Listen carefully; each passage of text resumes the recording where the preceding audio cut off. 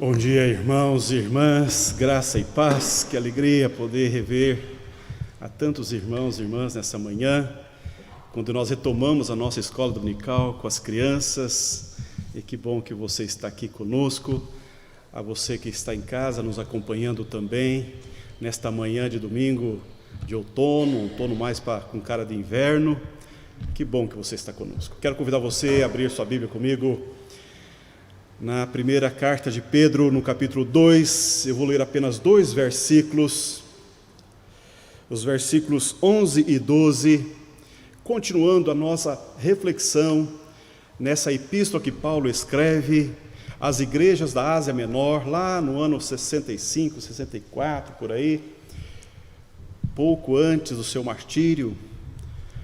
Paulo escreve às famílias que abraçaram a fé cristã e estão, por conta do estilo de vida cristão, a partir da fé em Jesus Cristo, o ressuscitado, essas famílias sofrem diversas perseguições, dificuldades, então eles se escondem lá na região da Ásia Menor, hoje a atual Turquia.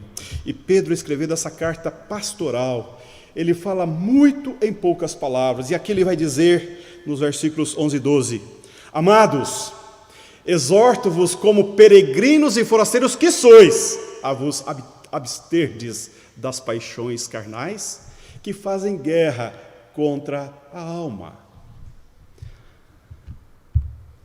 mantendo exemplar o vosso procedimento no meio dos gentios, para que naquilo que falam contra vós outros, como de malfeitores, observando-vos em vossas boas obras, glorifiquem a Deus no dia da visitação. O Evangelho, ele é contracultural. O Evangelho é esta manifestação da graça de Deus, do poder de Deus, como diz Paulo em Romanos, porque o Evangelho é o poder de Deus, que nos tira de uma vida de vileza, que nos confronta o mal em nós, que nos restaura a face da graça de Deus em nós, e pela fé nós vivemos em novidade de vida, em que nós somos confrontados na nossa vileza, na nossa natureza humana decaída, deformada, que nos é prejudicial, que nos escraviza, que nos toma pelo mal e que faz enfermar a alma e que nos torna alienados de Deus. Ou seja, a graça de Deus, o Evangelho de Deus em Jesus Cristo, é esse desafio a sairmos de uma vida podre, de uma vida sem sentido, de uma vida enroscada, envolvida com o pecado. E aqui Pedro vai dizer das paixões carnais, para vivermos pela fé como novas criaturas em Jesus Cristo. Esse é o desafio do Evangelho. O cristão vive com um jeito novo de viver, com um estilo novo de vida. Não vive a partir dos seus próprios instintos, dos seus próprios pensamentos. Ele vive a partir dos princípios e valores do céu, do alto, que estão explícitos na palavra de Deus. E Pedro, como um belo pastor, um grande pastor, um abençoado pastor, preocupado, ocupado-se desses irmãos, desses cristãos que estão sendo assodados pelo mal, que estão sendo perseguidos, prejudicados, Pedro vai descrever: não vivam, não reajam, não se manifestem na cultura, no mundo, contra os seus inimigos, a partir das paixões carnais, que fazem guerra contra a alma. O mandato básico de Pedro aqui, e também do Evangelho, é que nós nos abstenhamos das paixões carnais, porque estamos certos de que as concupiscências carnais, os pecados da carne, são muito mais do que aqueles que nós achamos que são atrelados à sexualidade humana. É muito mais do que isso. Paulo vai dizer em Gálatas capítulo 5 que os pecados da carne são adultério, fornicação, imundície, lascívia, idolatria, feitiçarias, inimizades, pleitos, ciúmes, iras, contendas, dissensões, heresias, invejas, homicídios, bebedeiras, orgias e coisas semelhantes a estas. E Pedro, escrevendo para que os cristãos se abstenham das paixões carnais, ele vai fazer uma observação. Ele vai dizer que elas fazem guerra contra a alma. E essa coisa mais trágica na vida cristã é quando nós somos tragados pelo mal. É quando nós sucumbimos ou sofremos a queda na tentação de vivermos pela carne, agirmos pela carne e conduzirmos pela carne. A nossa consciência fica nos martelando, nos incomodando, e a carne milita contra a alma. E aí eu queria dar 2 exemplos bíblicos bem fáceis de se entender. João Calvino vai dizer que é muito mais do que uma guerra do bem contra o mal. Na verdade, o viver pelas paixões carnais é, na verdade, uma guerra que quer cooptar, que quer enfermar, que quer fazer com que a alma fique embotada, prejudicada, e o indivíduo se torna um crente desalmado, apático, indiferente, sem apetite de Deus, sem desejo de Deus, sem desejo de voltar-se para a palavra de Deus e para o Deus da palavra. É essa ideia que Pedro está aqui cuidando desses cristãos. Está dizendo: não reajam, não esbocem nenhuma reação a partir dos instintos carnais, da natureza humana, mas vivam vida boa, vida tranquila. 2 exemplos. O primeiro, eu posso falar, por exemplo, de Sansão, quando era um homem nazireu, consagrado para o Senhor, um homem que foi consagrado no nascimento para ser uma expressão da presença de Deus no meio do povo. Todavia, esse homem cedeu às suas paixões humanas, e então esse homem, e o texto bíblico vai dizer que ele mais matou na sua morte do que em vida, quando na sua luta com os filisteus, ele foi cooptado pela jovem Dalila, filisteia, e ele então revelou seu segredo, ele negociou seus valores, e então ele sofreu amargamente o que é viver a partir dos seus instintos e da sua natureza humana. O próprio rei Davi, que em tempos de guerra, que era comum os reis irem à guerra, o rei Davi ficou em casa. Eu fico pensando em tantos cristãos que poderiam, nesses tempos de pandemia, separar tempo para ler a palavra de Deus, para gastar tempo com Deus, para ocupar a mente e o coração com a palavra de Deus, com as coisas de Deus, tratar a alma, tratar o coração, alimentar a alma com as coisas de Deus. Optam, abrem mão de buscarem alimento na palavra de Deus e se encaminham por seus próprios desejos e apetites, e isso traz grandes prejuízos. O rei Davi, em tempo que era para ir para a guerra, ele ficou em casa, e ficando em casa, a ociosidade do rei o levou a espiar, a contemplar e a flertar com o mal, e ao flertar com o mal, ele contemplou, ele executou o mal, e daí desse mal, como diz a palavra de Deus, não é? Um abismo chama outro abismo, não é? E pelo fragor, tudo deságua nos mares das impossibilidades. O rei Davi poderia muito bem não deixar manchada a sua biografia, todavia. Fico pensando nessas coisas, meus irmãos. Pedro está preocupado com os cristãos que estão sendo assodados pelo mal, incomodados pelo mal, para que eles não vivam a partir de seus próprios instintos e desejos humanos, mas que eles se pautem pela palavra de Deus, para que eles cuidem da alma. O apóstolo Paulo vai dizer: eu sei que há em mim, capítulo 7 de Romanos, há em mim um desejo de fazer a vontade de Deus, mas também habita em mim o desejo de viver pelo mal. E ele vai dizer: miserável homem que sou. Mas no capítulo 8 ele vai dizer: graças a Deus que em Cristo Jesus nos libertou para pertencermos a Deus. Nessa manhã eu quero falar para você, meu irmão, minha irmã, essa palavra pastoral do apóstolo Pedro, a que cuidemos da nossa conduta, do nosso comportamento, para que a nossa alma não seja saqueada, para que a nossa alma não seja perturbada, para que nós não sejamos crentes desalmados, sem expressão, sem viço, sem alegria, sem segurança, sem leveza na vida. Uma vida atrofiada, como aquela expressão de maracujá de gaveta, aquela expressão de gente que está incomodada, inconformada, mal ajustada, mal integrada, porque simplesmente está em rebelião contra a palavra de Deus. É isso que Pedro está colocando para a igreja. E por que isso também? Porque ele vai dizer que eles são peregrinos e forasteiros. A igreja é do céu.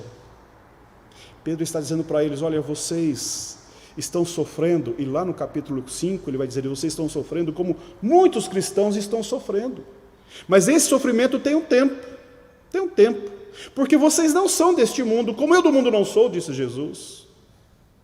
Vocês estão de passagem, vocês são peregrinos. A ideia de peregrino é alguém que habita uma terra que não lhes pertence. Eles são de outra nacionalidade e estão por um tempo habitando ali.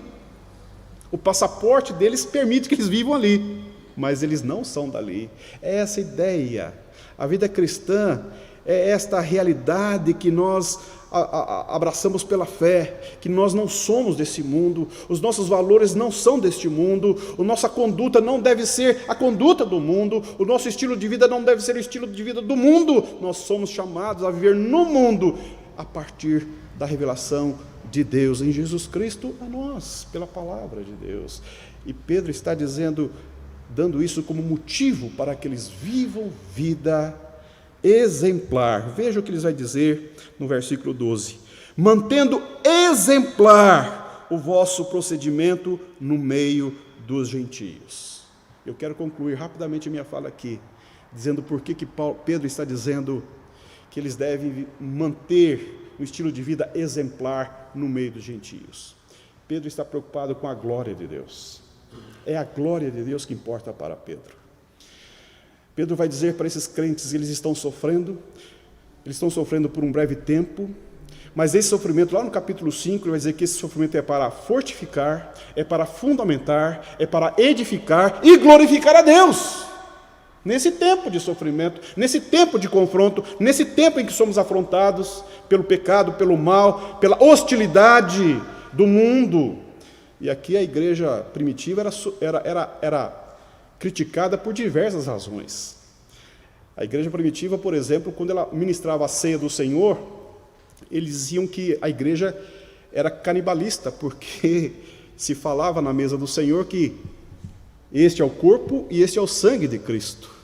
Então, para os gentios, era motivo para condenar a igreja ao canibalismo. A igreja também era atacada porque ela não adorava a César como Deus. Ela mantinha a sua estreita relação de adoração com Jesus Cristo. E isso era motivo para eles também atacarem a igreja. Ou seja, a igreja sofria diversos ataques, diversas calúnias, muitas difamações, e os cristãos todos viviam numa cultura hostil ao estilo de vida deles. E Pedro vai dizer: vivam uma vida exemplar, para que naquilo que falam mal contra vós, eles possam, no dia da visitação, dar glórias a Deus. Pedro está dizendo à igreja lá da Ásia Menor, e esta palavra de Pedro transporta os séculos e chega até você e a mim nessa manhã com esse grande desafio nesse tempo de pandemia.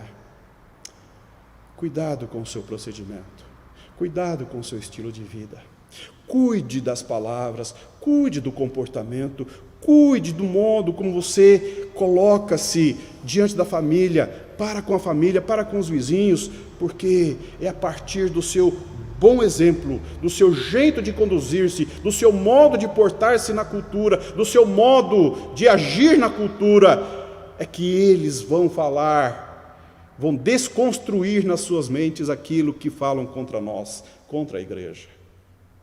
Estamos ouvindo aqui tantos impropérios contra a igreja, e muitos deles podemos dizer, é verdade, infelizmente é verdade. Mas a ideia é que nós devemos cuidar com o nosso estilo de vida acerca do que é ser cristão. Ser cristão na cultura implica necessariamente, muitas vezes, emudecer, calar-se, ficar silente, deixar que Deus encaminhe os processos, deixar que Deus cuide dos nossos adversários, deixar que Deus se encaminhe na vida daqueles que afrontam a igreja, daqueles que agridem a igreja, daqueles que agridem a vida cristã, porque nos compete viver a simplicidade da obediência na palavra de Deus. Isto é muito simples, e por ser tão simples, é tão difícil.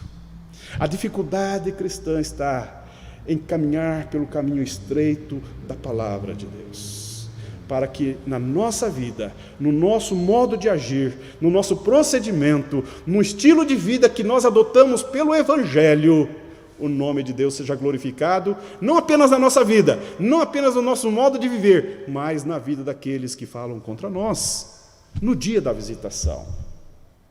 Pedro não está falando aqui do dia do julgamento final, não, ele está falando que haverá um dia em que o ímpio, em que aquele que fala mal de Deus, que escarnece a igreja, pelo poder do Evangelho, pelo poder do Espírito Santo, ele será convencido a se tornar um cristão. E temos visto no decorrer da história tantos exemplos dessa natureza, porque a igreja é chamada, como ele diz lá no capítulo 10, no versículo 10, versículo anterior a esse, a proclamar as virtudes daquele que nos chamou das trevas para a sua maravilhosa luz.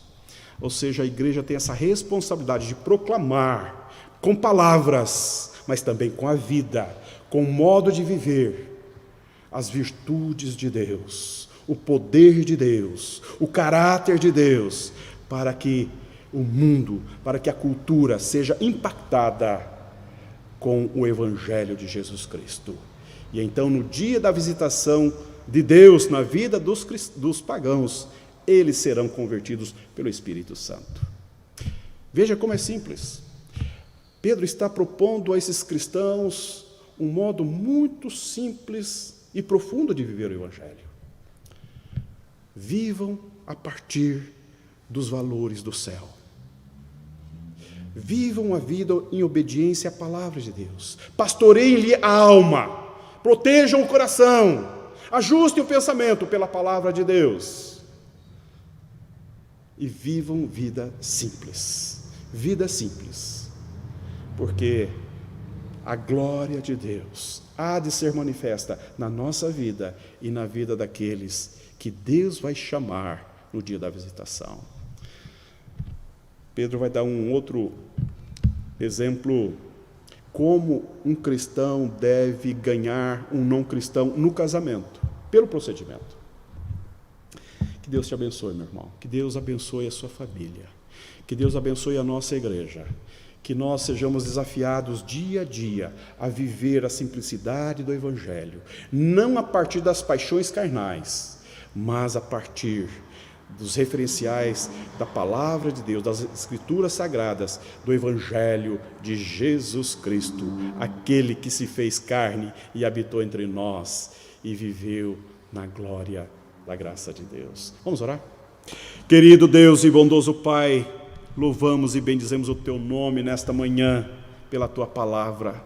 Sobretudo, Senhor, afirmamos e reafirmamos ao Senhor nessa manhã o nosso desejo profundo da alma, que é vivermos vida santa, vida reta, vida justa, vida que de fato glorifique o Teu nome, não apenas em palavras, Senhor, mas no procedimento, no trato, no amor, na misericórdia, na compaixão, para que, Senhor, através de nós, o Teu nome seja glorificado. Em meio a uma geração corrupta e perversa, queremos exaltar e glorificar o Teu nome. Oramos assim, em nome de Jesus.